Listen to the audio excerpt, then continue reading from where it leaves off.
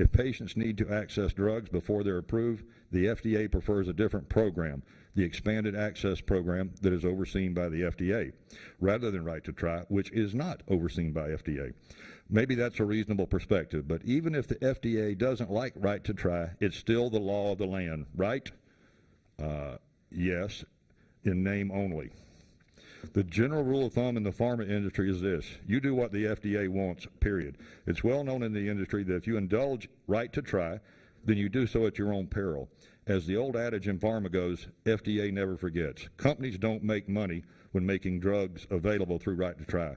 But every year of delay in the formal FDA approval to sell the drug could be very costly. All it takes is a line-level bureaucrat citing some technicality as a reason for a delay.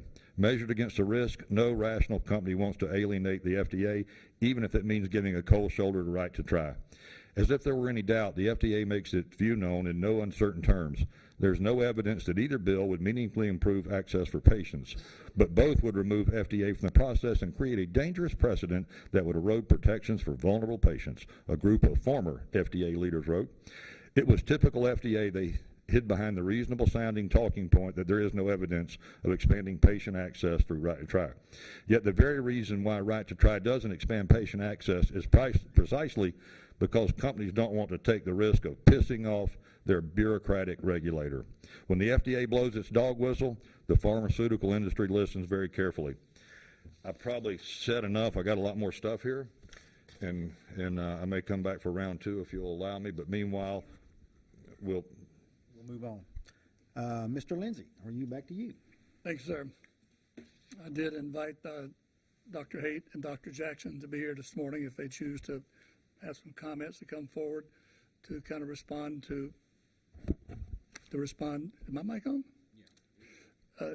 Someone can't hear me. Is better? Okay, I'll get closer. I had invited Dr. Haight and Dr. Jackson to come this morning to shed some light from the medical profession on some of the things we heard today and some of the things that are going on in the industry. So I'll let them introduce themselves and offer the comments they may wish to make, and then they may generate some questions on the part of the board, limited to the board, I would hope, not the general. But okay, there is a speaker in the men's room, so he'll still hear everything you say.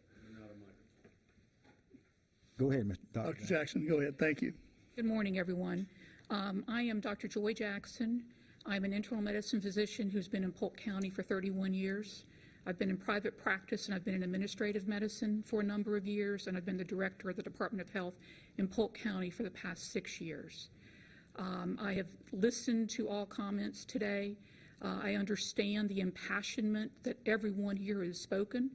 I will assure you before I give my talking points that I have no goal to squelch people's rights to dictate their own care, but I'm a physician and a scientist, and I want to follow evidence-based guidelines, and I want people to be safe.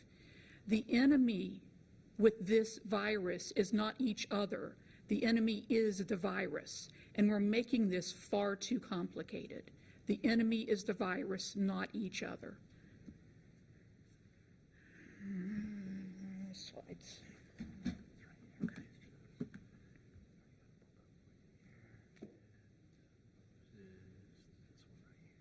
Thanks. And is it on slideshow? Okay.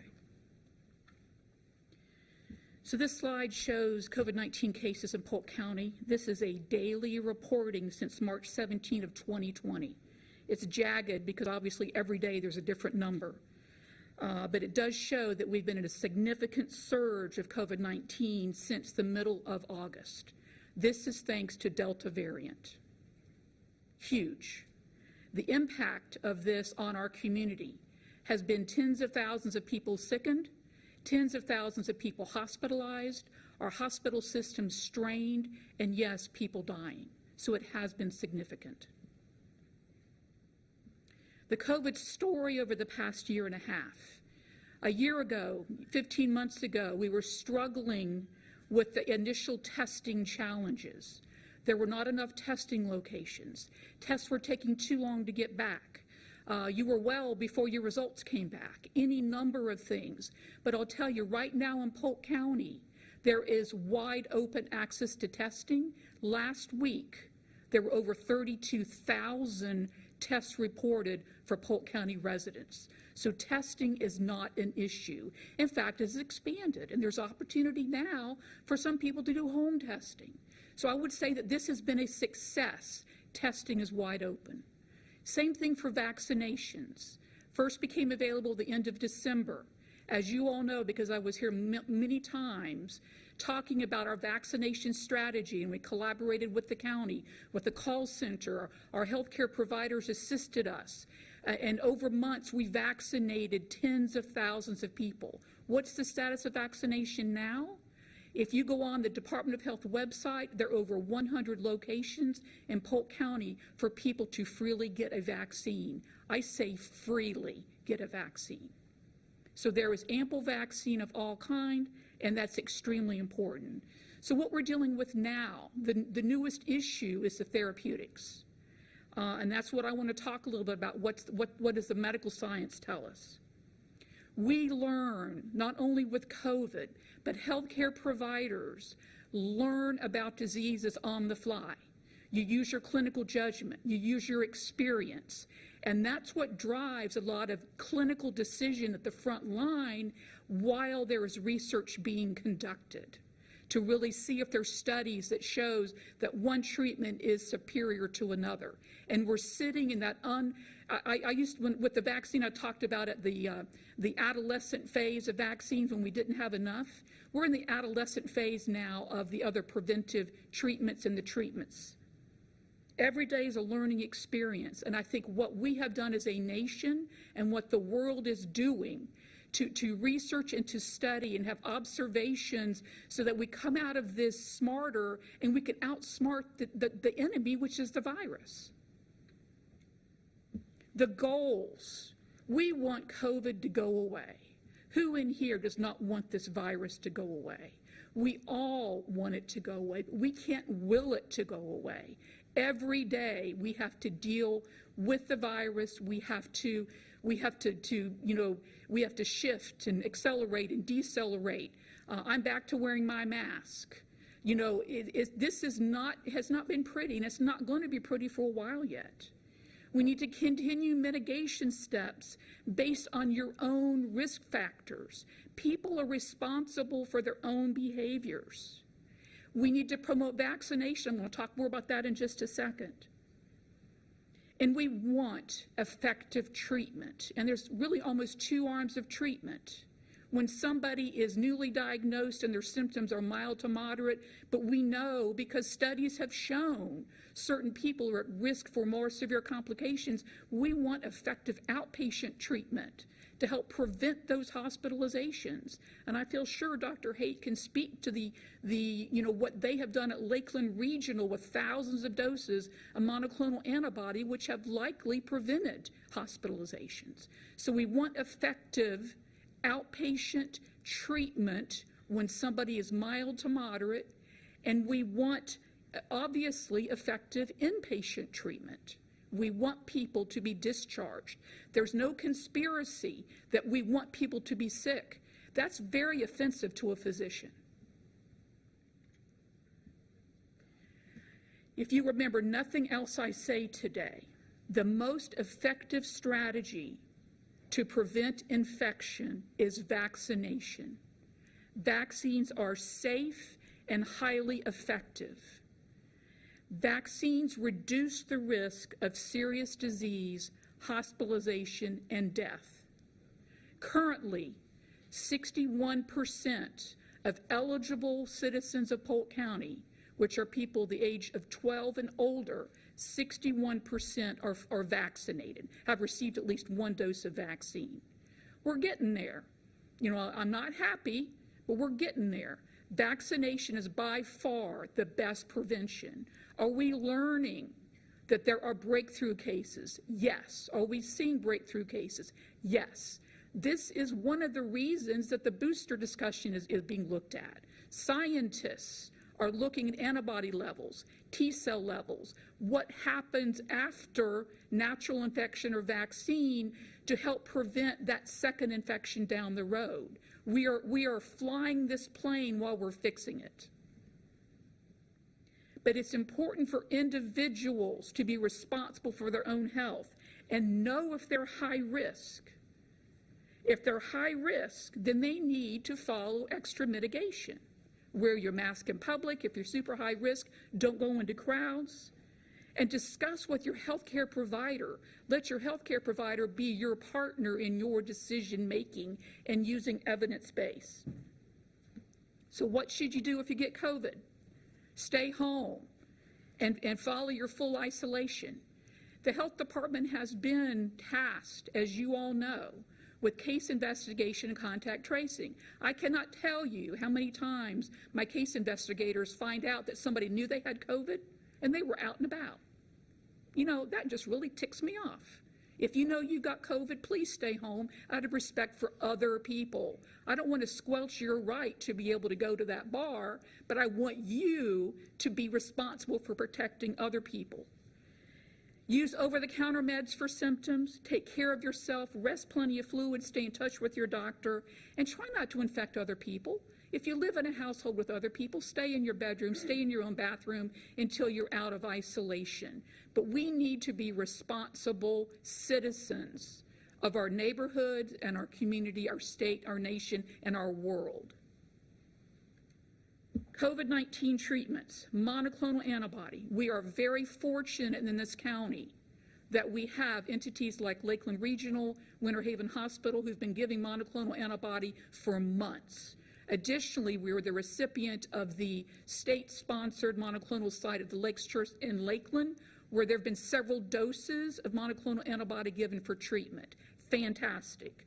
I do believe there's strong evidence that monoclonal antibodies as an outpatient are highly effective in reducing the risk of complications.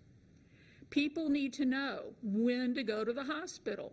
Not everybody with COVID needs to go to the hospital. Please reserve that for people who are super sick. If you've got chest pain, shortness of breath, changing mental status, I've heard people say they were so weak they couldn't get up. That's the time to go to the hospital, and that's when it shifts to inpatient treatment. Other proposed treatments. We've had the hydroxychloroquine discussion. That occurred last year. This is an anti-malarial drug. It got a lot of attention. There have been multiple randomized trials. There's not been proven to be any benefit in non-hospitalized patients with mild, early, or asymptomatic disease. When they look at the amount of SARS-CoV RNA in those that received it versus those that didn't, there was no difference and there was no improvement clinically. So this has not been a proven medication. There is significant risk of drug-to-drug interactions as well as adverse cardiac effects. Supplements, vitamin C, vitamin D, and zinc, you know, it's still out for discussion. I don't think that these are harmful. Will they particularly help you? I don't know. I don't know that there's enough evidence that it's helpful. If you take them within reasonable doses, I'm not going to stand between you and your vitamins. I take vitamin D. You know, I don't necessarily take it to prevent COVID, but I take vitamin D because I sit in front of a computer all day. I don't get my sun. So, you know, people just need to use common sense on these things. Ivermectin, I think everybody from Commissioner Cumbie to everybody else has given their opinion on ivermectin.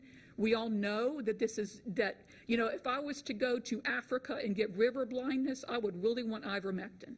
Those of you that deal with agriculture, use this regularly for your animals, great. What's happening is that this medication has not been proven yet to be effective for this condition. When you look at medications, you want to see if there's side effects or harm, or you want to see if there is positive effect. And there are multiple opinions on this. Again, I'm a believer in the science. There are studies, there have been hundreds of studies that have gone on around the world, from Egypt to Iraq to Colombia, South America, all over the world. If you want to spend days, you can research that. which is what the FLCCC group did. There are currently a handful of studies occurring at high-level United States universities and research centers. I'm waiting on those. Until then, just be careful. CDC put out a health advisory on August the 26th, stating that ivermectin dispensing by retail pharmacies has increased, as has use of veterinary formulations available over the counter but not intended for human use. Adverse effects associated with ivermectin misuse and dose are increasing, as shown by rising calls to poison control centers reporting overdoses and more people experiencing adverse effects. Clinical trials and observation studies to evaluate the use of ivermectin to prevent and treat have yielded insufficient evidence to recommend it yet. Data from adequately sized, well-designed, well-conducted clinical trials are needed to provide more specific evidence-based guidance. Commissioner Cumby's already talked about the side effects. You all have heard that. It is not a benign drug. I strongly advise that the public not self-medicate with ivermectin. If they wish to take ivermectin, discuss it with a healthcare provider. It is not a benign drug, and wait for the studies.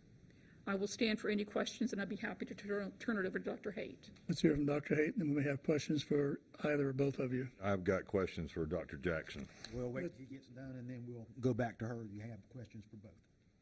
Well, what I'll do, I'll just ask each one question, and both can answer the question. Let him go ahead. Is that what you want, George? Yeah, I want to hear from Dr. Yeah, Haight. Dr. Haig, yeah. Go ahead, sir. Then we'll have questions from the board. Go ahead, sir. Daniel Haight, 1324 Lakeland Hills Boulevard. I've been living in Polk County for 23 years. I was the past president of the Polk County Medical Association, and after that, past president of the We Care organization, which helped provide free care to individuals in Polk County needing specialty care. Great program.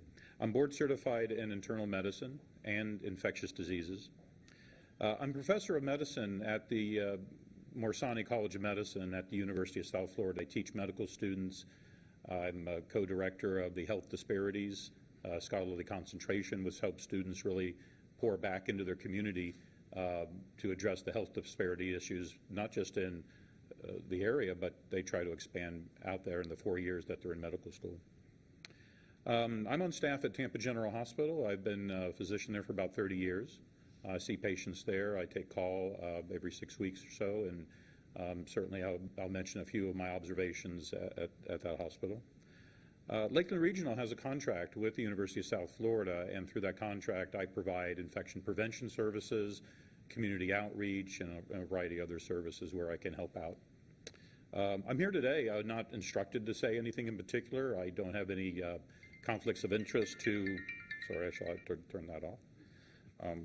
I don't have any conflicts of interest as far as like owning, controlling stock in a pharmaceutical company or anything like that. I've not been instructed what to say. Of course, my wife is trying to reach me right now, and I thought I turned everything off. Better answer. Yeah, so she can turn, sorry about that. I can turn this off. There we go. There's on. Okay. Well, you know, interesting about trying to figure out the kinds of medicines that really are making us so desperate. People are fear. They're very getting hopeless about how devastating this has been. As I share with Commissioner Cumby, losing people that you know and you've heard from, and it's happened suddenly. At Lakeland Regional, I was able to bring in a study. It was funded by Operation Warp Speed.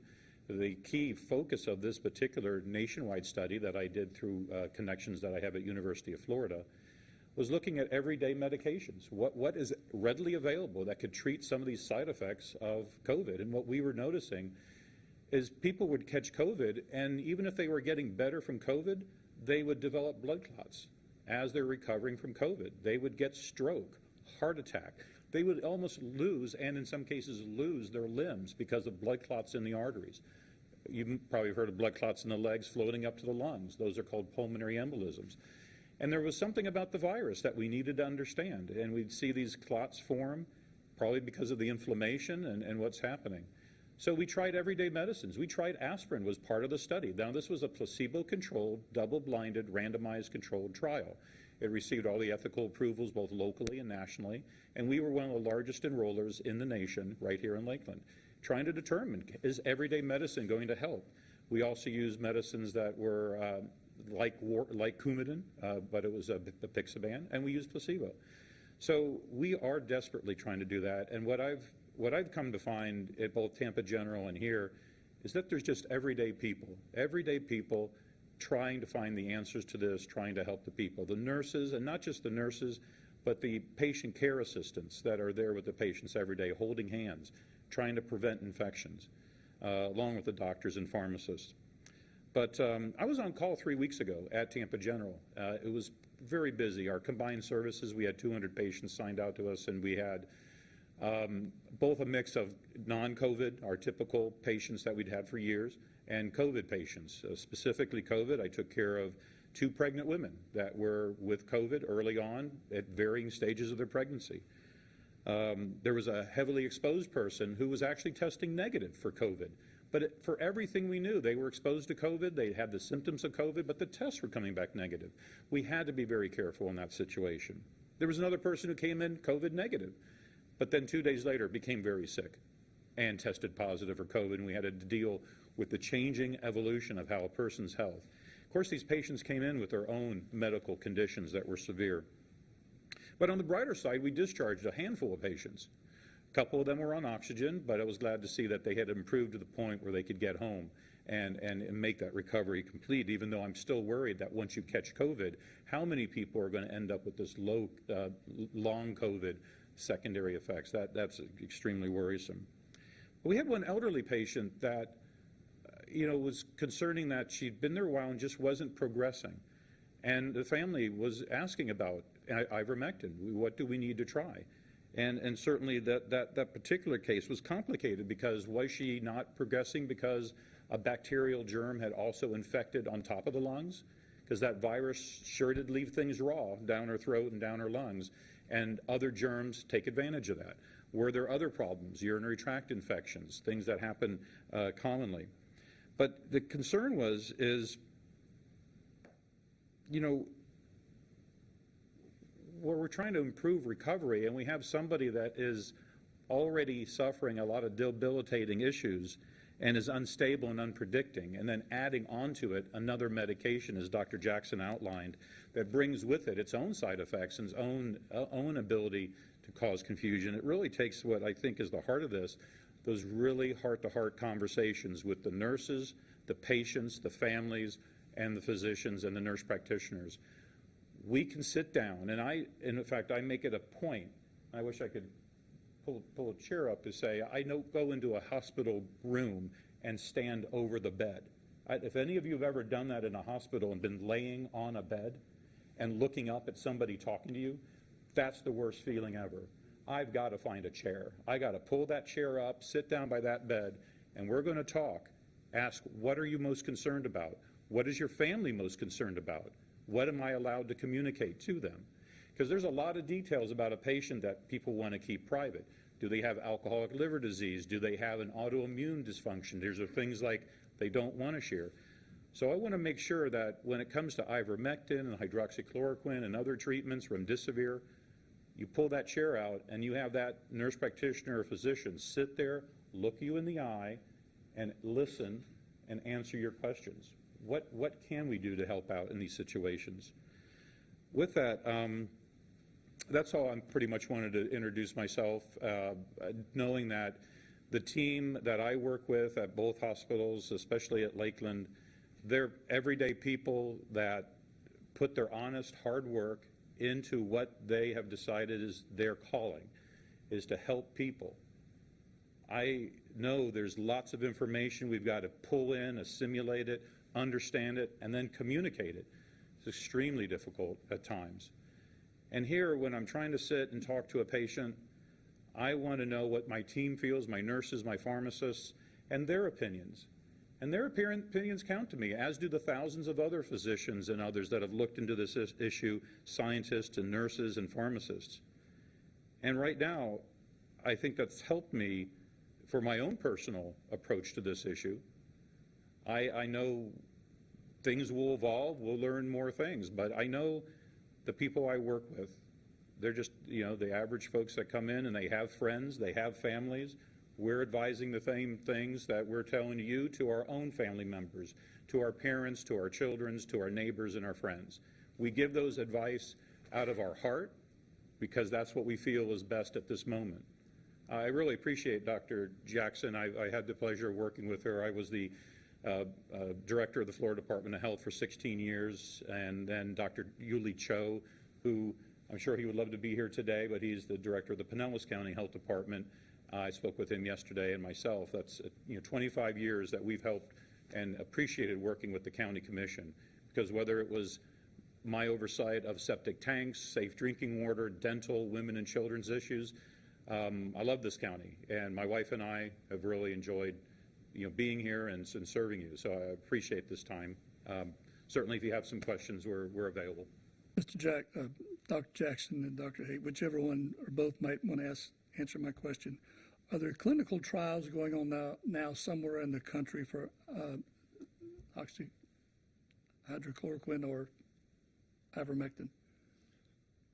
Yes, sir. I do know there are clinical trials. If you go to the NIH website, you can actually Google COVID clinical trials, and there's a long list of trials that are occurring, or actually for ivermectin. If you can Google ivermectin clinical trials, you get a list of several hundred trials around the world, and then you can scroll and look for ones in the United States. Now, clearly, not all of them are for ivermectin are related to COVID. Some are related to other types of conditions. But yes, sir, I saw one in Kentucky, one at Emory, and another one I don't recall, are actually enrolling people for the trial now.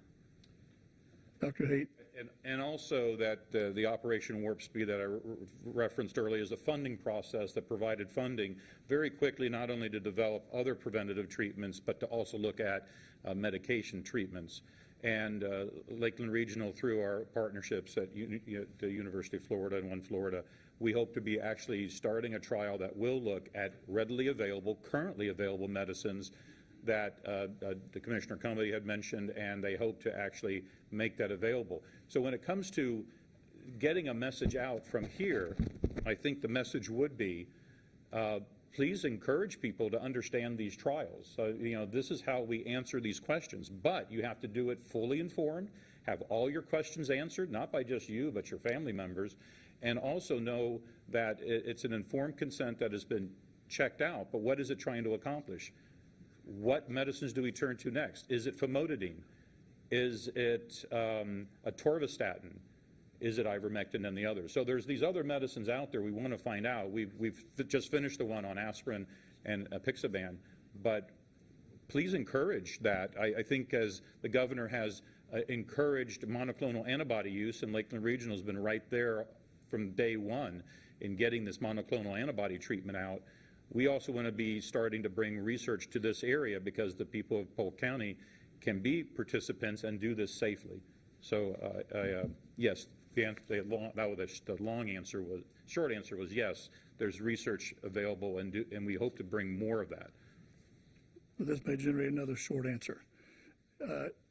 If you're sitting on the chair next to that patient, eye to eye, which I admire you for, because too often we're looking up, and that patient asks you for either of these therapies, would you consent? Personally, I would talk to the patient and ask more about what they've heard. What is their understanding? What has brought them to this particular issue? Next, I would say that I am concerned about the results I've seen that contradict what was presented by those today. I mean, give me an example. There's individual trials, and has already been mentioned. When you do an individual trial, you're sometimes limited by the number of people you can get in the trial. Sometimes you cannot put them on a placebo. Sometimes you cannot randomize them. Sometimes you can only look back in time. Other times you can just follow a group forward. Those are not randomized, and they're not well controlled, and they don't have a large number of people. So the conclusions become difficult. But when you gather all this information together, with statistics and expertise that's beyond me, you're able to draw these conclusions. It was mentioned that there were trials that said, okay, well, this looks like it's ineffective. As some of you have already acknowledged, that they based some of that information on trial that has been removed, but they still feel that their conclusions were appropriate. However, there's other trials. There's the, looking at one here called the Roman, it's actually not a trial, it's a report on the meta-analysis. And it says, you know, looking at 1,173 people in 10 different trials, compared with the standard of care or placebo, ivermectin did not reduce all-cause mortality, length of stay, or viral clearance. The Cochrane review, which is well respected, the Cochrane review said, overall, the reliable evidence available does not support the use of ivermectin for the treatment and prevention of COVID outside of well-controlled trials. Quote, we don't know if ivermectin versus placebo worsens or improves patient survivability. But I'm just one person. I think there's the thousands of physicians, the thousands of people that are both pharmacists, nurse practitioners that are making their own individual opinion. I would sit down with the patient, talk to him about these studies. I would say I personally wouldn't prescribe it because I don't feel that's going to benefit. And you want to talk about, yes, it is a low-risk medicine. I appreciate Mr. Cumming, you're discussing that. Dizziness, nausea, diarrhea were pretty much the symptoms of ivermectin. But, I mean, if I have a 72-year-old patient who is right there getting up on that ladder and hanging those Christmas decorations, and they're getting that little bit of dizziness, in the future, can I say that that person's not going to fall and break their hip? I don't know, but that can be an issue. What's the pregnancy category of ivermectin? As you know, all medicines are listed in pregnancy categories. There's pregnancy category A, which means it's been looked at, pretty safe for pregnancy. That would be like your penicillin, amoxicillin. Pregnancy category B, good evidence that this medicine's okay. Ivermectin is currently pregnancy category C. Now, there is no, I feel that there's no evidence really pointing to it being a problem in pregnancy. In fact, any medicine that's in pregnancy category C, you would prescribe if you really needed it and there was benefit.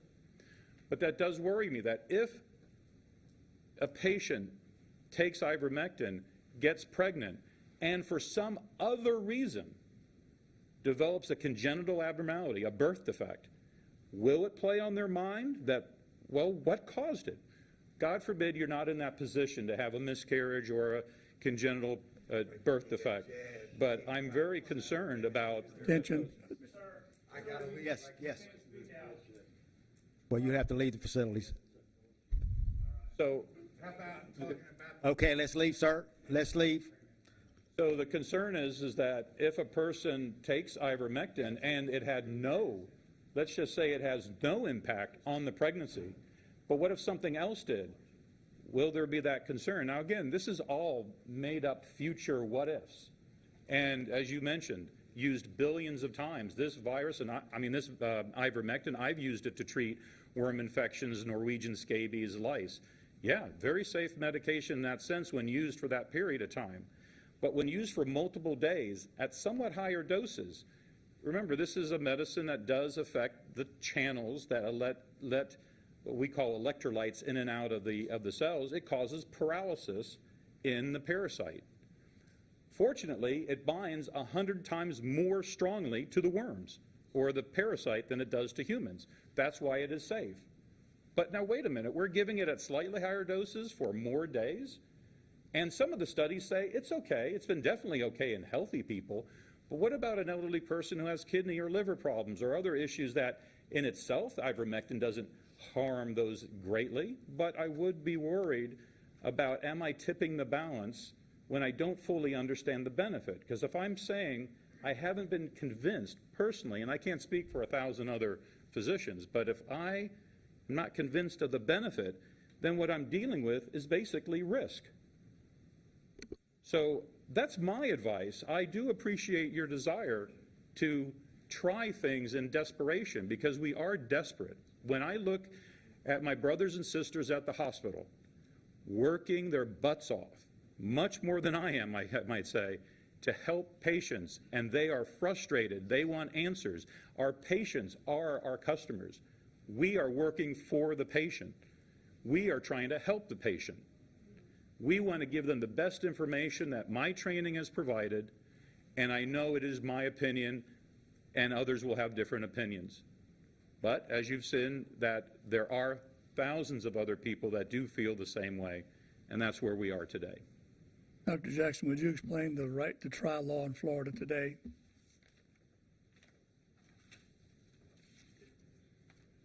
Commissioner Lindsay, I am certainly not the expert, but I can read. And Florida statute 499.0295 is titled it's called Experimental Treatment for Terminal Conditions, and it's subtitled Right to Try. And what my reading says is that this enables those who have a terminal condition as determined by a physician and a second physician can use medications or devices off-label as a life-saving measure. Again, I am not the expert. I'm not an attorney. But the common language, terminal condition. Yeah, yes, sir. If someone comes in with COVID, is that considered a terminal condition that would qualify under that definition? As a wide description, I would say no. Again, my opinion, case fatality rate for COVID is under 2%. It's 10 times higher than flu, but it's under 2%. 85% of people with COVID will have mild disease, moderate disease, or asymptomatic. 15% of a higher risk, and less than 2% die. So if we wanted to advocate for a change in the law to lower that threshold, that's a legislative decision. That's my understanding, sir. Dr. Haight, your relationship with this board, our predecessors, and your history of working with the commission, is there a rule or a law or something that is under the jurisdiction of this board that is an impediment to anybody seeking medication? Not that I'm aware of, no. Is there any action that we could take that would give higher standing to seeking medication? Not that I'm aware of. I think your input based upon the feedback you get from the community, not just people that are here, but throughout the community, I'm not aware of that. But this is a forum for dialogue. It's a forum for being transparent. And as you've heard, we've heard a number of stories. But I also, and my colleagues combined, have had stories of people who took ivermectin as that was advised, and they got sick and got severely sick. We have from COVID, and there are others that I know, in fact very close to me, that were heavily exposed but took the precautions of the social distancing, hand washing, and mask wearing, and they were not infected, and they were not taking ivermectin or hydroxychloroquine. So it's because of all these stories that you hear all the different stories, and we can't hear all of them today, but on both sides, even the minor side effects, that the person was nauseated from their ivermectin and they didn't take their heart medicine. So their heart failure kicked in and they ended up with an admission due to heart failure, not COVID. And we asked them, why did you not take your heart medicine while I was nauseated? Well, what changed? You were taking a new medicine at a fairly high dose. These are real things that happen to real people, and it breaks our heart. So I do know that that's why we need the evidence and the science that Dr. Jackson referred to. There's nothing this board is doing today, or our spectrum of responsibility, that is standing in the way of anybody seeking additional medical treatment. That's correct. And you're correct. As was described, there are the alternatives out there of who to contact and the physicians prescribing it. I'm not aware of pharmacies rejecting it, but people have told me that's happening. But my relative, who's a physician, wrote a prescription for ivermectin. It was for a parasite. It was filled without a problem. They don't ask what is the use of it for in most cases. So I'm a little, maybe I'm misinformed about that, but yes, the answer to your question. Is it the pharmacist's discretion to fill a prescription, or is it the corporate structure that imposes restrictions on the pharmacist standing at the counter? I'm not aware of that. Do you know? I'm not aware of a corporate restriction. You know, a prescription written by a physician is to be filled, and then the pharmacist's role is to determine that the patient can safely take it. Are there any questions? So the pharmacist is a key player to make sure that all the steps are in place, that a physician writes or a nurse practitioner writes the prescription and it's filled and questions are asked what it's used. And as was mentioned here before, there are many medicines that are used that are not FDA approved for their original purpose. For example, aspirin has not been FDA approved to help prevent heart attacks, but it's used because there's strong evidence for that. But you don't need a prescription for that. Not for aspirin, no, but for others. Well, and I guess there's other. Yeah, well, that's just ridiculous. There's other prescription medicines. There's other prescription medicines that are not FDA approved for a certain indication, but we use them for those indications, describing that to the patient, even though it wasn't FDA approved for that use. Okay, that's common. If a citizen has a prescription that the pharmacist refuses to fill, what is their recourse? Is there a board or an agency or some other avenue to get relief? You know, I don't really know for sure, but there is certainly a Florida Board of Pharmacy, and I think an email or a call to the Board of Pharmacy would be in order. Okay, thank you.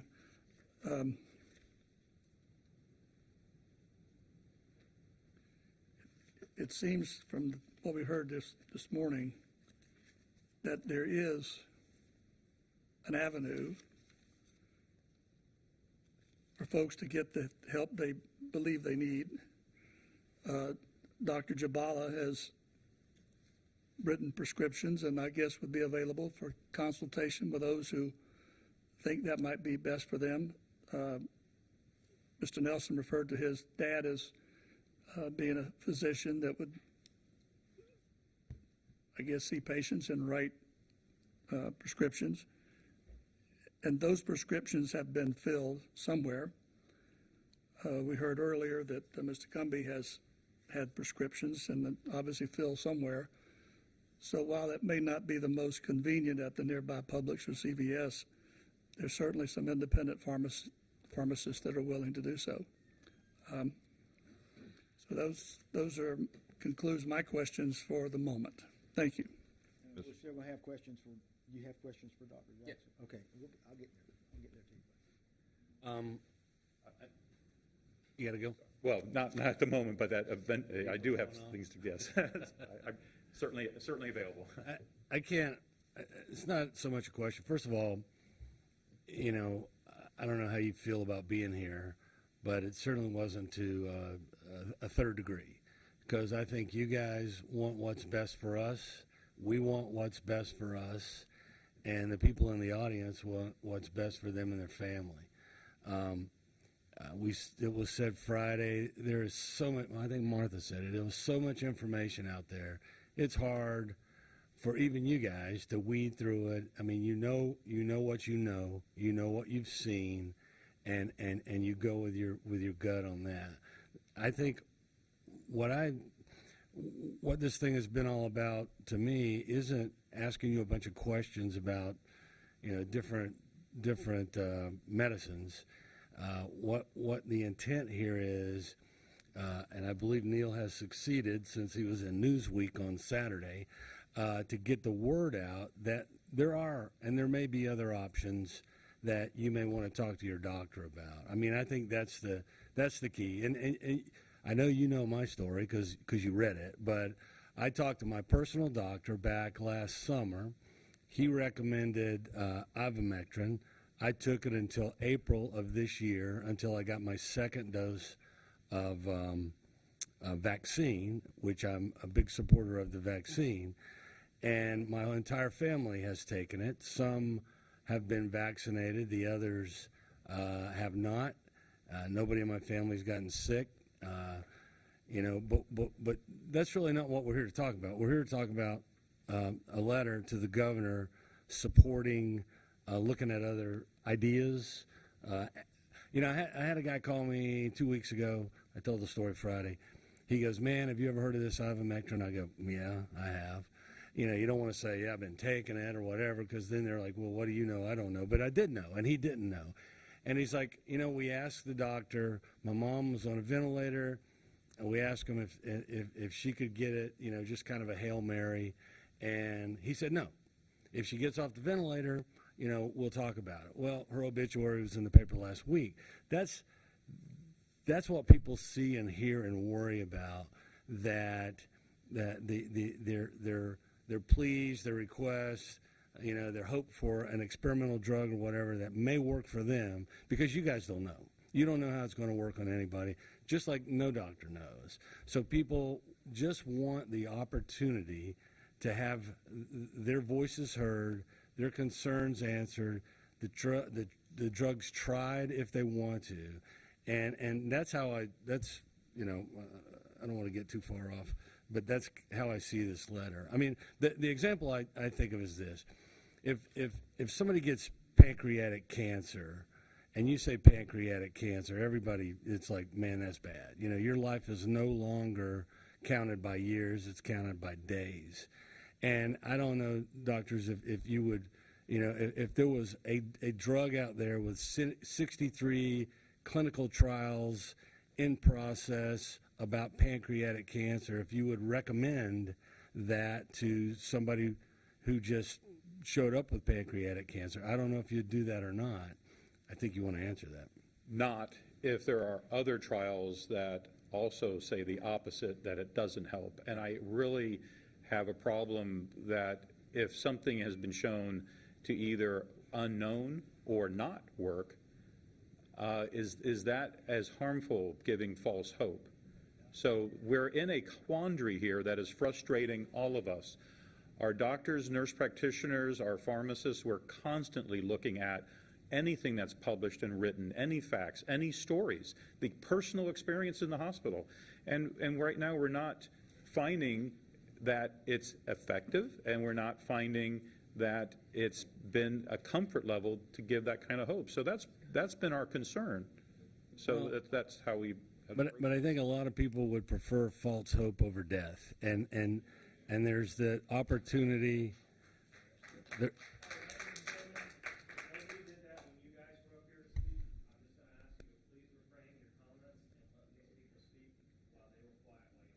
And that's all. That's I think in the back of everybody's mind. You know, it's like right now I know in Lakeland there's probably 50 people in the ICU. 10 of those people are probably vaccinated. So that means they've been vaccinated. They've gone through the monoclonal antibodies. They're still about to die. I think 20 or 25% of the people that go on a ventilator die. So when you're looking at your family member, and you know you got a 1 in 4 chance you're never going to see him again, it's like throw the Hail Mary. I mean that's what I hear from people, and I understand your analytical medical way of looking at it, but what people are looking for is a Hail Mary. It may not be there. This may not be the answer. Ivermectin may turn out to be a total dud, but people want the opportunity to at least try it on their terms, and that's how I see this letter. And I respect that, and I think our deep caring for our patients leads us to disagree. I mean, we deeply care about our patients and the results, and every drop of medicine that goes into that person is what I'm concerned about. As I teach my medical students, you better know what every medicine that your patient is on, because I'm going to ask you, and you need to know every side effect, because if we add another medicine, you need to know about the interactions. You need to know how it's going to affect their life. And also to be truthful to people and be honest, to say, here's what we know about the medicine you're asking about. And that's the best we can do. And I think that's where thousands of physicians, nurses, nurse practitioners, and pharmacists feel the same way at this moment. Yeah, and I think we could probably line up 50 doctors to give you the opposite opinion, and then we could line up 50 crazy doctors that come up with something really crazy. I mean, they're out there and you know it. But again, back to what we're doing here, I think is the right thing, because we're not asking anybody to prescribe anything. We're not asking anybody to recommend anything. We really just want people to know that, hey, if it's time for the Hail Mary here, this may be one of your options, because the people that don't die, we won't know. So, anyway. Cummings. Thank you, Mr. Chairman, and forgive me, Dr. Haight, for my little outburst, but it's kind of hard when you talk about stuff that's over the counter that is in every 7-Eleven convenience store, and it's kind of hard to compare that with drugs that do require prescriptions. Before I go too far, you talked about the poison control reports. There was a big story in Rolling Stone. Rolling Stone forced to issue an update after viral hospital ivermectin story turns out to be false. So that's been retracted. I don't know about poison controls to Florida. Do you happen to have those numbers and where they're coming from? Not have the data. I have seen data, but I don't have it in front of me. I know nothing about a Rolling Stone report. I didn't ask you that. I asked you, do you have the numbers for Florida calls to poison control? I don't have them at my fingertips. How many would you roughly say have been? No idea, sir. Okay, well. You do have access to that information later. We would have to request it from poison control, but yeah, with that Well, you said you've seen it, so why would you have to request it if you've already seen it? because I don't have a comprehensive report, which I'm assuming is what you're asking for. Do I know that there have been calls to poison control because of ivermectin? Yes, but in my mind's eye, I'm seeing an email that had a list, and I am not going to go on public record with numbers without verifying it, and that is not a comprehensive report. If you're requesting a comprehensive report from poison control, I will see what I can do. I am. Fine. Thank you. You mentioned, and Dr. Haight mentioned, that Lakeland Health is providing monoclonal antibody. When did that start exactly, and what kind of volume are we talking about? You said months, Dr. Jackson, so, okay. Yeah, I mean, I do not have the start date, but I know we were one of the very first hospitals, and we exceeded the delivery of monoclonal antibodies beyond other providers in the area, in the state. In fact, we were, from what I remember Dr. Eskowitz mentioning to me, we were recognized by how much monoclonal antibodies we were giving. I know we created special rooms that we were able to give the medication because, unfortunately, a few patients came in and became too sick to receive the monoclonal antibody. And we've actually developed a bit of a waiting list until the governor opened up those other availabilities in our community. And I forget the name of the religious site. The Lakes. Yes, yes, is making that now possible that people are getting less of a wait time for it, because that's the monoclonal antibody is certainly helping early on. But if you wait too long, that's an issue too. Dr. Haight, I think in response to Commissioner Lindsay when he asked if you would prescribe or grant somebody's wish for ivermectin or hydroxychloroquine if they're in the hospital, I think you said no, and I think you said you were concerned about side effects. Well, I would have to take the patient's personal information that they've shared with me.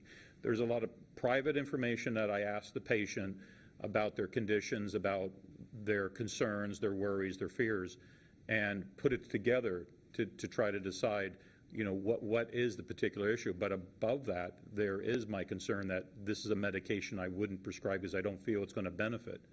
So I would discuss the risks to that particular person. Now, if that particular person is otherwise healthy, I would say, as you've said, there's very little risk in taking the ivermectin medication. But I wouldn't recommend it because it's not something I feel you're going to get a benefit out of. You're playing an important role with Lakeland Health and with Polk County, generally speaking. Can you tell me, and maybe you don't have these numbers, but can you tell me, are you worried about the side effects of remdesivir? I mean, I'm assuming you support remdesivir. Yeah, and you did read a list. That list were things that we tend not to see. But you did mention ones we do see with remdesivir, the nausea, I was just jotting. There's a more common, also common, and less common. Yeah, so the parts of that we were seeing, the nausea, the increase in bleeding time, and the elevation in liver enzymes. And those can be concerning when you have a person that, you're not just treating numbers, you've got an entire person and all their history with them. And they may have had pre-existing liver problems, pre-existing kidney problems. What concerns me is that whenever we use a medication in a person who's suffering from COVID, they're not getting oxygen. And the lack of oxygen's impact on the heart, the kidneys, and the brain, then every other thing you do to them can become much more concerning. And this is what's been so concerning with COVID. As Dr. Jackson mentioned, the enemy, COVID, really does a number on forming little blood clots in your body, taking away your oxygen. That damages other kidneys, and before you know it, the person can't keep their blood pressure up. Now, when you talk about any kind of medication, whether a new problem develops, we have to worry about the side effect of that medicine, plus the COVID, plus all the side effects the COVID has caused. So this is where concerns start to add up. And when you start doing studies on ivermectin, people are not monolithic. They have their own idiosyncrasies. They have their own medical conditions. So that's the trouble with studying ivermectin, is that a lot of the studies had too few people and couldn't count for the situation. One last example. If you started a study on ivermectin and then the population all of a sudden did something different, like socially distant or wore masks or whatever, you would see fewer infections. Was it because of the ivermectin, or was it because of these other things that people did because society changed in the time the study was done? That's what makes some of these studies difficult to really incorporate into decision making. And when there's other studies saying we've taken that into account and we do not see a benefit with ivermectin, that is strong information. Thank you. Are you all tracking how many patients have received remdesivir at Lakeland? There is an ability to track that. I certainly, as busy as everyone is, I know that is something that's accounted for, yes. It seems to me like that would be something important to know and to keep track of. Yes. And how many of those folks who have received remdesivir actually succumbed to COVID-19, and how many of them walked out the door and are maybe playing golf right now? I know there's been examples of both, and I don't have the numbers. But wouldn't somebody keep track of those numbers? Yes, and that's an important thing to study, I agree. Yeah. How would we get those numbers? I'd have to talk to the people that have access to that data and start to digest it. Those were the folks that would get those kinds of answers. I don't know if that's being worked on. I have no idea. I would think that would be important to know. If you're It is, and across the nation, those are questions that are also being answered and worked on. I just don't have that at my fingertips.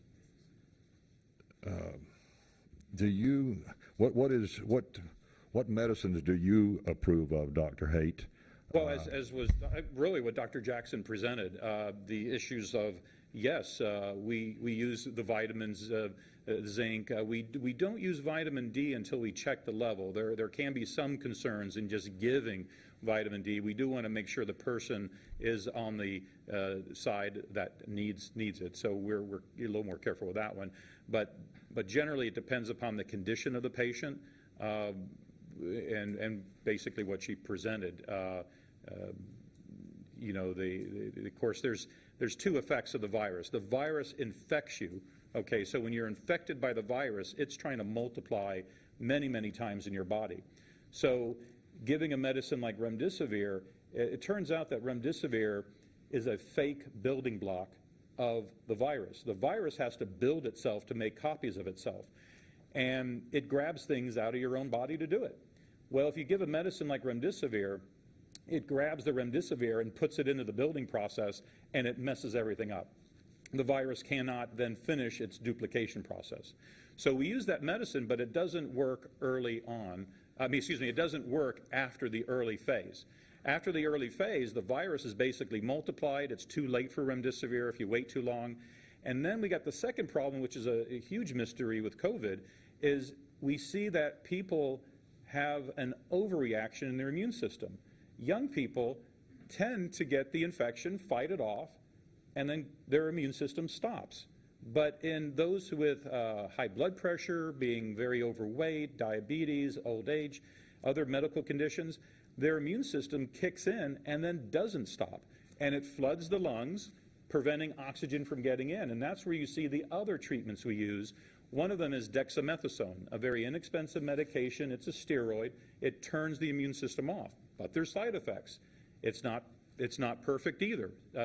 Remdesivir, certainly not perfect either, as is any treatment for a virus. There's always challenges there. And then there's other medicines that can help turn the immune system off, like baricitinib and tocilizumab, which are also monoclonal antibodies, but they work to slow down your immune system. So those are some of the treatments, but there's also non-medical treatments. We found that rolling a person over on their stomach allows the lungs to open up a little more so that the breathing is not as intense of an effort. That works before a person's on a ventilator, but it also works if the person's on a ventilator. Rolling them over causes less pressure to have to be pushed into the lungs to inflate the lungs and get the oxygen level up, because at this point it's all about oxygen. And then, of course, some people have to go on to heart-lung bypass machines, which is called ECMO, and that has to be done at other facilities. And that's usually a last-ditch effort as you increase the oxygen supply. You said remdesivir is only helpful early. Because it's attacking the virus, it's attacking the virus trying to replicate, it's best used as soon as possible, but has only been effective in those who have required oxygen. So if you're otherwise mild illness, not requiring oxygen, we don't recommend remdesivir. This is for more of the more serious cases, and especially of high risk. Just as monoclonal antibodies are recommended for people who do have high risks for the bad outcomes of COVID. So remdesivir would not be given to anybody who's not been admitted to the hospital? Correct. Yes. No use in doing that? At the moment, that's not what I've seen as recommended, no. Okay. And I was going back to Ms. Pierce, who left, but she gave her experience, and her experience I've heard over and over from people, and this is a common complaint. I have a friend that died early on with this, 56 years old, I think, went to a clinic, a big clinic, and they said, yeah, you're not well, and take some big salve and put it in your nostrils and roll it on your chest, and if you get worse, come back. He did exactly as was told, and after about 2 weeks of laying in bed, went to the hospital, and that was the end of the line for him. It was respirator, and then ultimately a casket.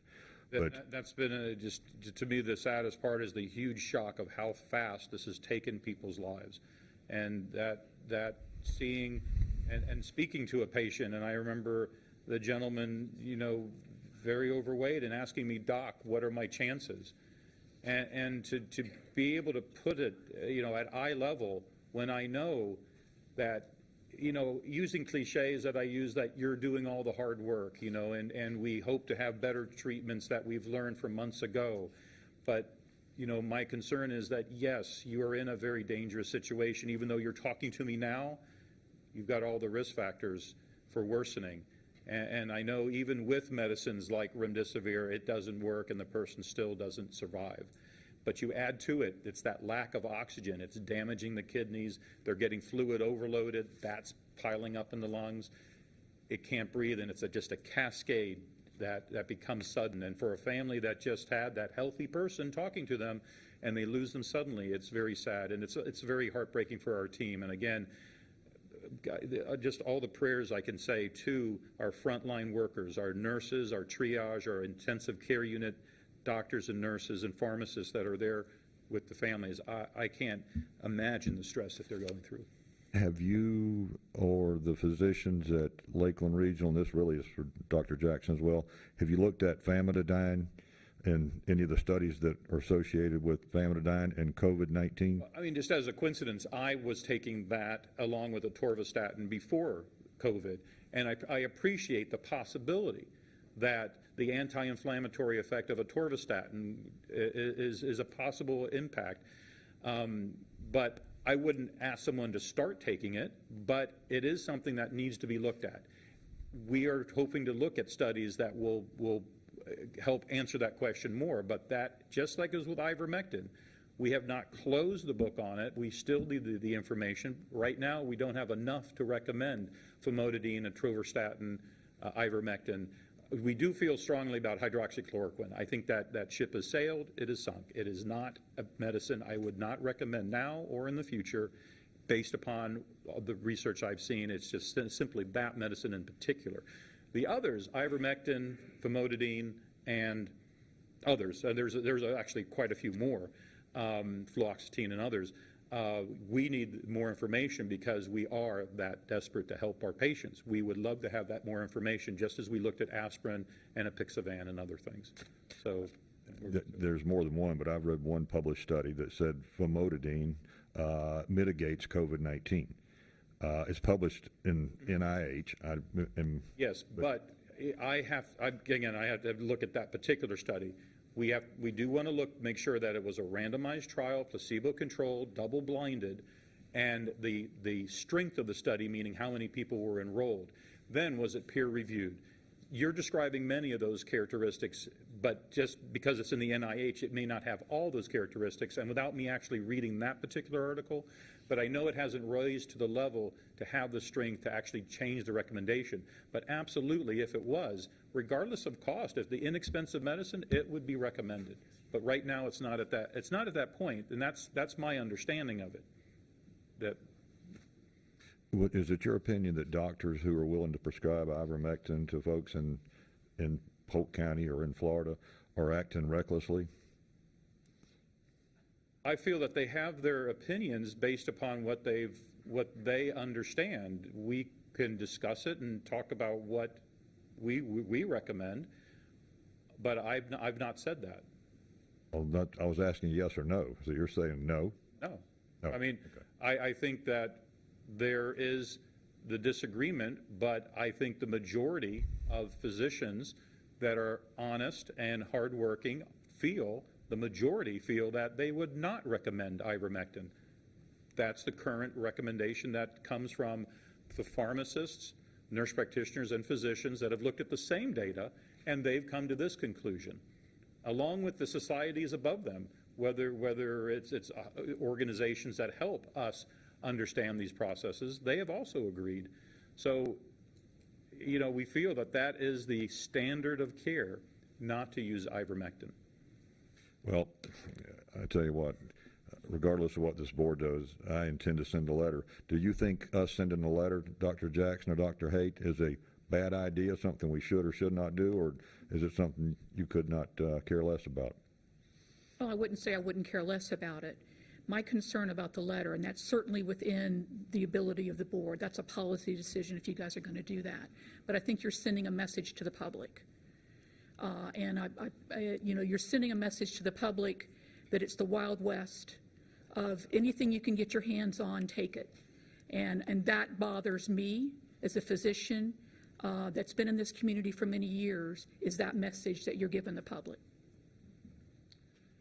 I appreciate the way you're able to take feedback and take some sort of action. I would, again, reiterate the preference that the message to the governor, as I've seen it written, needs to, really should focus on the vaccination, the monoclonal antibody, the take good care of your neighbors, as we've been doing, and then also look for ways to participate and bring more research into Florida.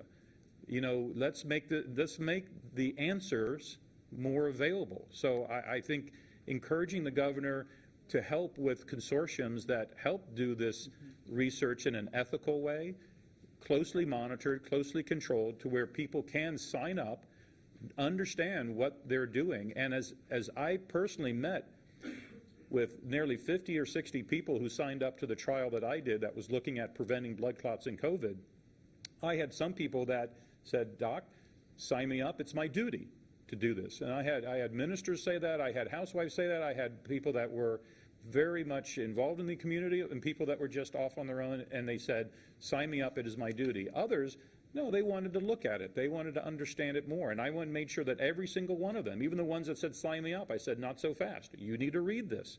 You need to understand the benefits and the risk. But I think the letter's focus should be getting to the truth. That should be the letter's focus, is let's bring in more of the ability to understand this. And I think you had in there, help educate more of the physicians, nurse practitioners, physician assistants, and pharmacists on what current things are going on. That would be my preference, in addition to what you mentioned about monoclonal antibodies and the work being done here in Florida, because I think Florida and Polk County needs to lead the nation in positive changes. But I feel that the ivermectin issue is just not there for me personally, but I don't speak for all physicians. Right. Well, I cannot tell you of another county or city or any other body that has offered anything to the governor, who, in my opinion, has been doing an outstanding job managing the situation that we've found ourselves in since March of 2020. I want to give him support. I want to encourage him to do more. All the things you said and all the things I said and all the things that Dr. Jabala said. The question came up from the reporter who's sitting right here on the front row, pointed out to me that at least with Pepsid AC, famotidine, you say famotidine, the drug maker on their website, it says, this drug is not approved, doesn't provide benefits, no known benefits for COVID-19. Is there any way that they would not do that, not put that there, knowing that people may be trying to use the drug to? He was surprised that they pointed out to me that right on their website it says that they don't recommend use of their drug for COVID-19. Do they have any other choice since it's not labeled for COVID-19? That's beyond my understanding of what they are allowed to do.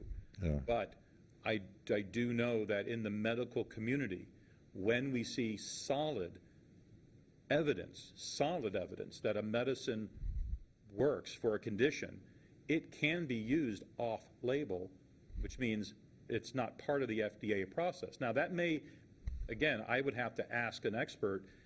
They may be restricted in putting that on their end, but on our medical end, when we have these discussions and decide, well, what's best for our patients, when we see there's proof to do it, it's widely known that that medicine can be used for this condition. And I think of things that we use for heart disease. I probably can't come with a good example, but there are prescription medications that are used that are off-label because we know they work, and that's widely accepted for some. I gave the example of aspirin, but I know that's not prescription strength, but that is something that it was never approved for that originally. Right, which is exactly why there are physicians in the county and in the state and in the country that are prescribing ivermectin as a prophylactic or preventative for COVID-19. That's off-label. They believe it helps, so they're doing it. Either that or they're giving the people the false hope that Commissioner Braswell mentioned earlier.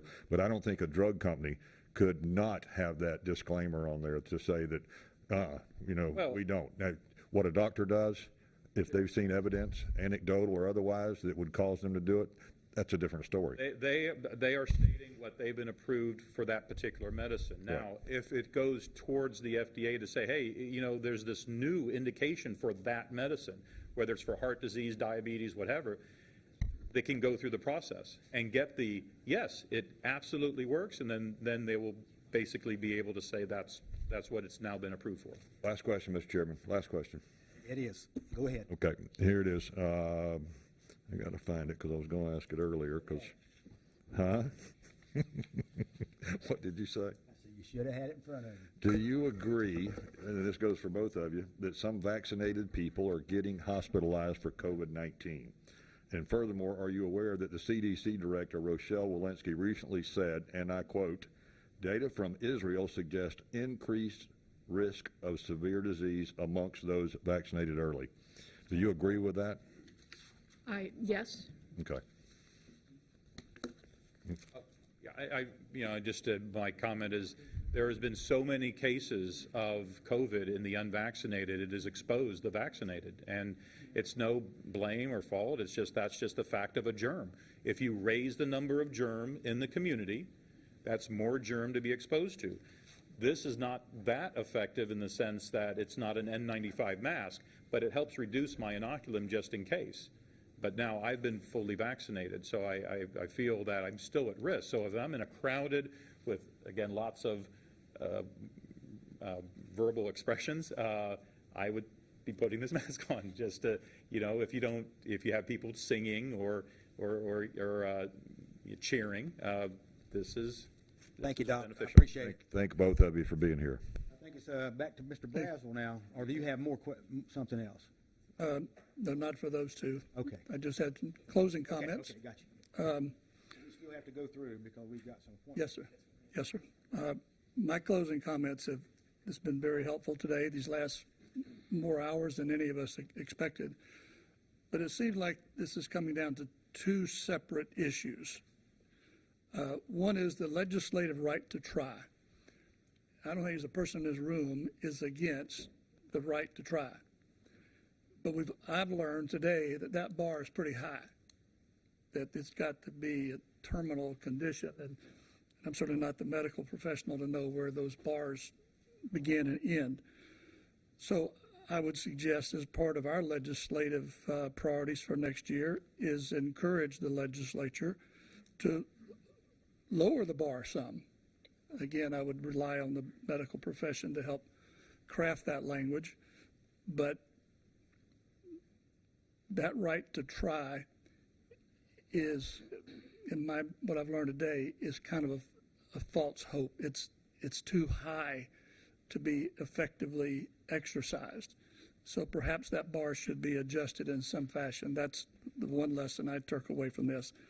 The other one is the representation that these two specific alternative medications are not available. Well, we learned today that they are available. It's not as easy as some things that we'd like to be, but it is available. And perhaps those who are most active in this effort could help put together the list of those doctors willing to prescribe it, as Dr. Cumby said. Dr. Cumby, what a Freudian slip that was. Freudian slip. His head's already big enough as it is. A doctor of letters, and we'll pick out the letters later. Commissioner Cumby did say that when there are doctors both in Central Florida that are doing this, and they're not acting irresponsibly. They're acting on their own knowledge, experience, and their consultation with their patient and coming to the best conclusion. So that network should probably be more available, more disseminated as to who those doctors might be that are willing to see people. That is, Mr. Nelson said his dad's a doctor. I'm not sure he's still practicing, but there are those, and Dr. Jabala says he's available. So there may be folks that he knows may be available to assist in that regard. Mr. Braswell and Mr. Cumby's doctors. My point is, it's not as convenient, but it's there. So, as well as the pharmacists that are willing to fill these prescriptions. So, the right to try legislation, I think, needs to be tweaked. There needs to be greater dissemination of doctors and pharmacists willing to prescribe it, which we know there are. And if there's going to be a letter to the governor, then perhaps we should mention the right to try legislation being relaxed or expanded or in some fashion, and encourage additional education. And and perhaps when that letter is finally drafted, if it's not the one that's already drafted earlier, then we might want to have Dr. Jackson and Dr. Haight, just take a look at it for consistency. But those are my closing comments. Thank you. All right. I'm going to shift gears here because we have other things to do, but I'll come back to the discussion. Right now, I move to appoint Angel Sims as an alternate member of the Planning Commission for the 3-year term, September 19, 2021 through September 18, 2024. Second. I have a motion and a second. Any further discussion? All in favor? Aye. Opposed? Motion carries. Okay. That business is taken care of. Mr. Mink, I have a question for you. Yes, sir. On the front page of the Lakeland Ledger on Sunday, there was an article about our Friday meeting, and I'll just read what was written. It said, "The Ledger received a draft of the letter written by Cumbie and signed by Commissioners Rick Wilson, Martha Santiago, and Bill Braswell." Did that actually happen? There's no letter that's been signed by any commissioner as I'm, You have any idea why it would be in the Ledger as fact? that's something the ledger would have to.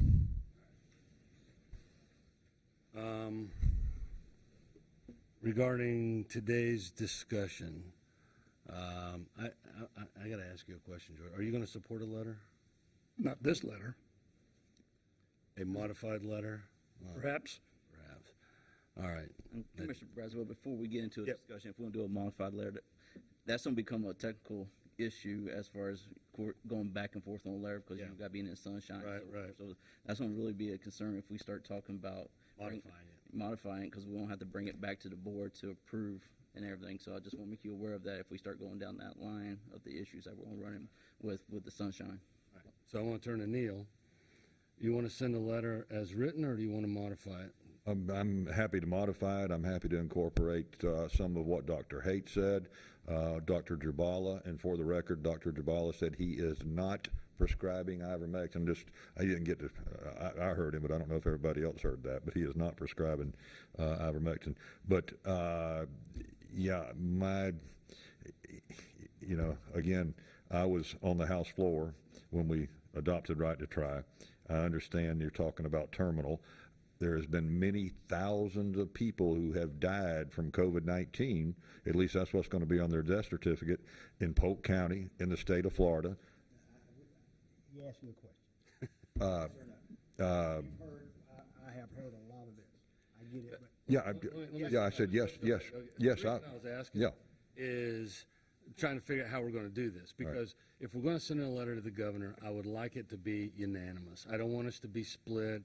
I don't want it to be disjointed.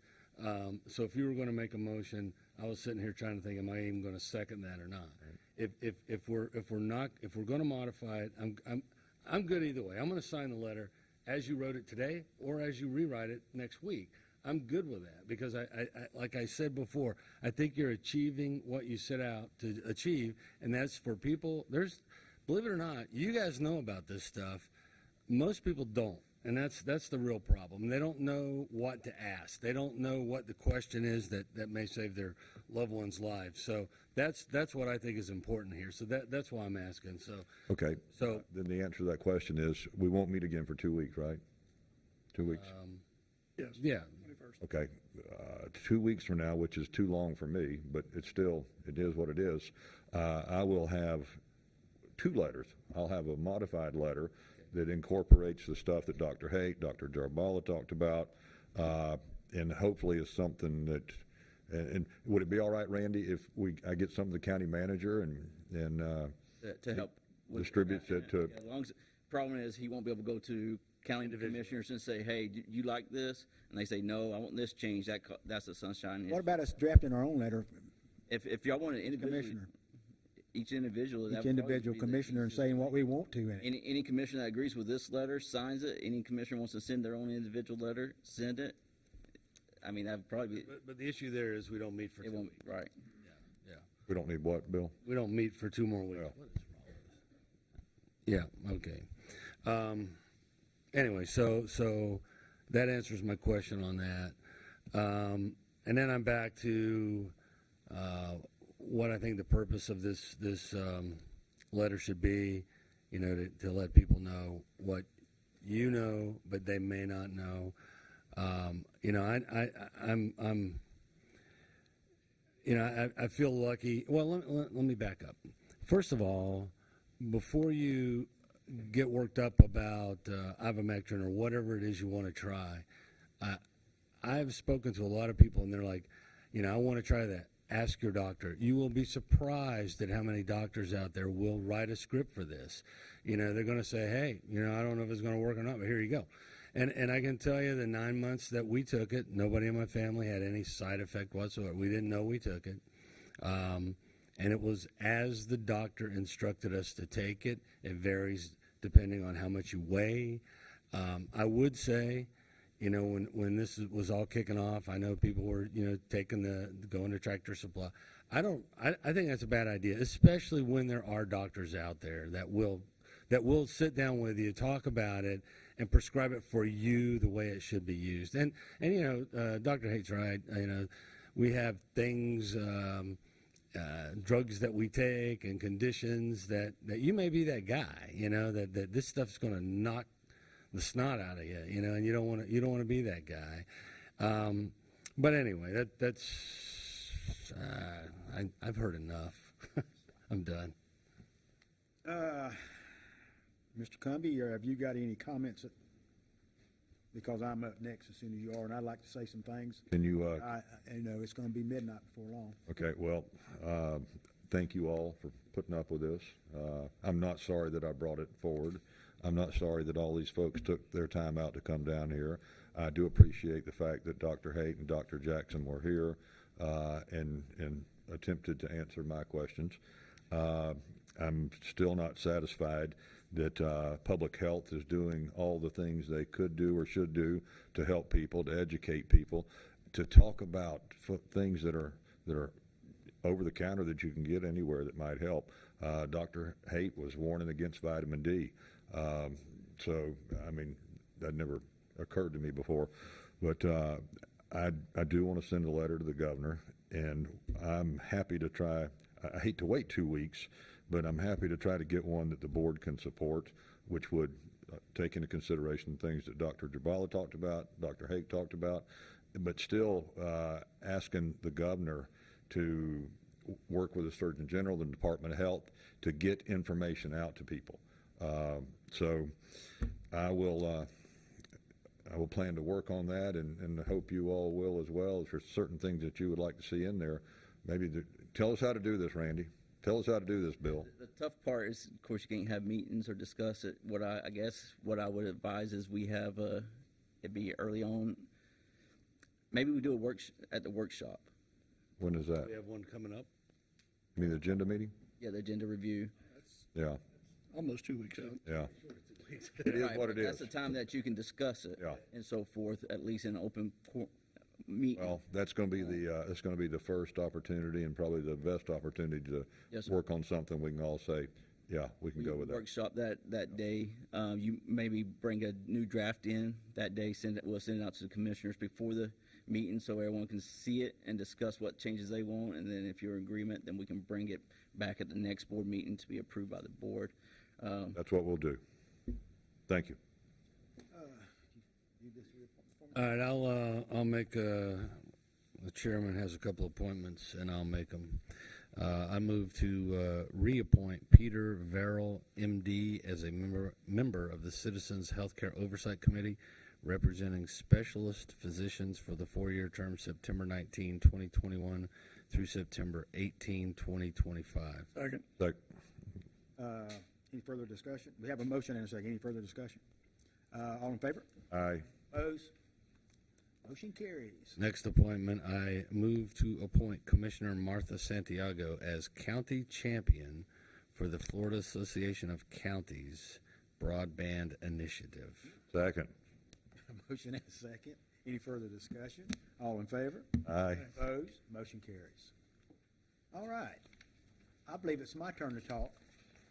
And I have a lot to say, but I better not say it because there's a lot of cameras and, you know, I want to make a quick point. We're going to move on. The letter's not going out today, or we're going to make a motion on a letter, so we've got time to work on that.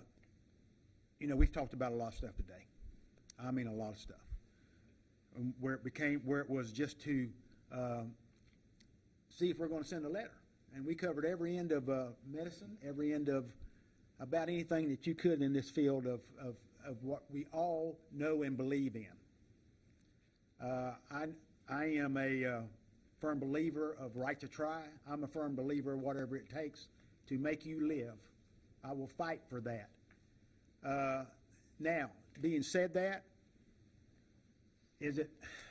when I when I decided to run for this job, did I just think I was going to be here 3 years later talking about your health, your health, and trying to make decisions on what's best, good or not?